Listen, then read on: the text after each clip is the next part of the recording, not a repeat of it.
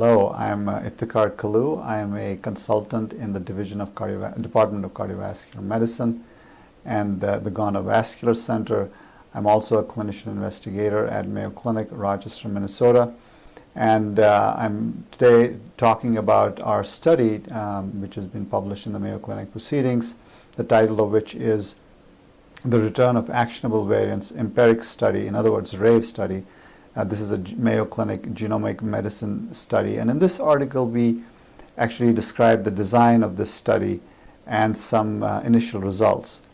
So let me explain the name a little bit more. So in essence, this study is focused on what happens when you return actionable variants that are in one's genome and that might predispose to disease susceptibility to patients. And since we're doing it in a scientific, methodical manner, we have the word empiric at the end. So I want to first of all acknowledge that I'm speaking on behalf of a large team of investigators, not only at Mayo Clinic, but also at Mayo Clinic, Arizona, and the National Human Genome Research Institute, as well as the Human Genome Sequencing Center at Baylor. And I also want to acknowledge and thank the participants that participated in the study, without whom this would not have been possible. And of course, I also want to thank the Center for Individualized Medicine at Mayo that's funded this study, as well as the National Human Genome Research Institute. So I want to get that out first. So what we did was, there's a lot of interest in using genomic medicine to improve the health of our patients. And over the last several years, the costs of genomic sequencing have gone down, and there are many proponents that we should actually do population-wide genome sequencing to identify those individuals who might be predisposed to hereditary cancer or heritable cardiovascular disease that can often present as sudden death and have huge implications for patients and their families. So this study is an attempt to create a process to do those kind of studies. So what are those challenges that we might encounter? And what we did was we utilized two biobanks at Mayo Clinic, the first being the Mayo Clinic main biobank, which had about 50,000 individuals at that time, and then the vascular disease biorepository, which had about 10,000.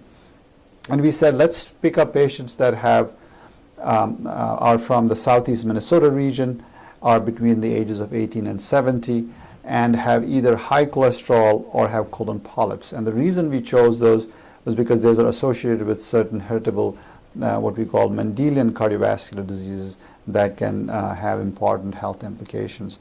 So we were able to find out of these 60,000, 5,000 that met the criteria, and about we mailed the consent for the study to these individuals, and we were able to consent 3,000 adults at the end.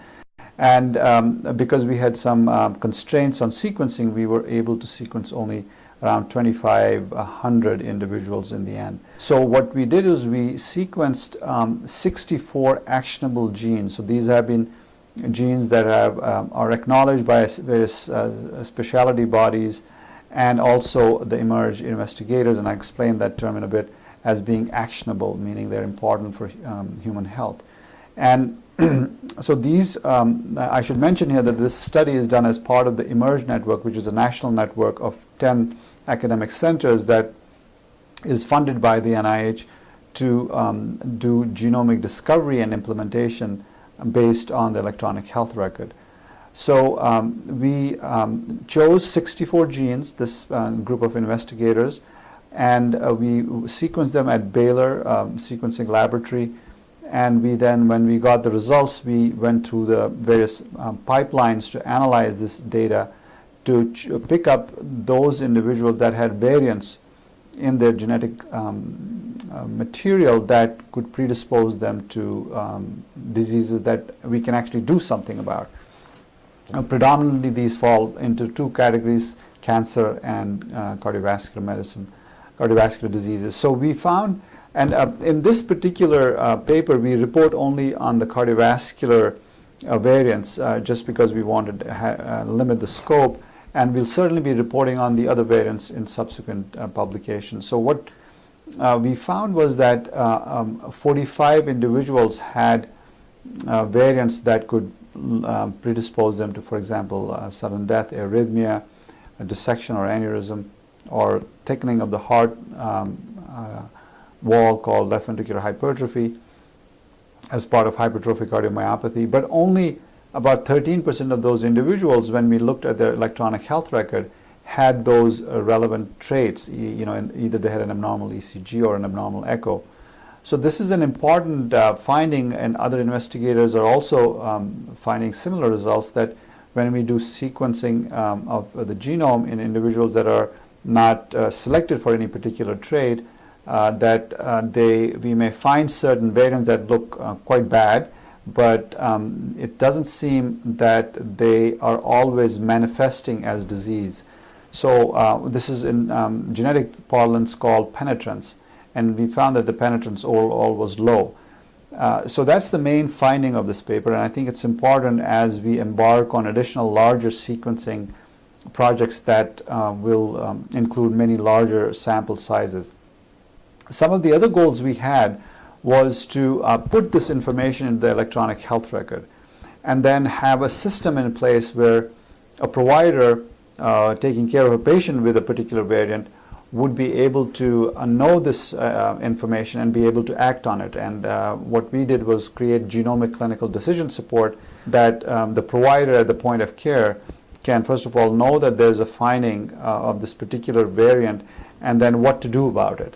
And so we created genomic decision support for at least two conditions, familial hypercholesterolemia and colorectal cancer.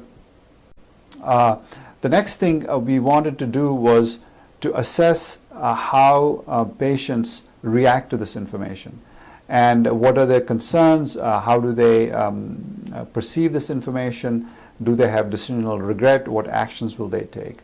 One important aspect of that was, how do patients share this knowledge with their families? Because after all, these are heritable conditions and will be present in families, and that's incredibly important to maximize the impact of finding this variant in a particular individual. Is what can we then do to screen the family members? In fact, we are in particular focusing on individuals that have high cholesterol levels because of a mutation in one of their genes, and then trying to give this information to their family members so that they also can be screened and we can prevent serious outcomes such as heart attack. So that's another important aspect of the study.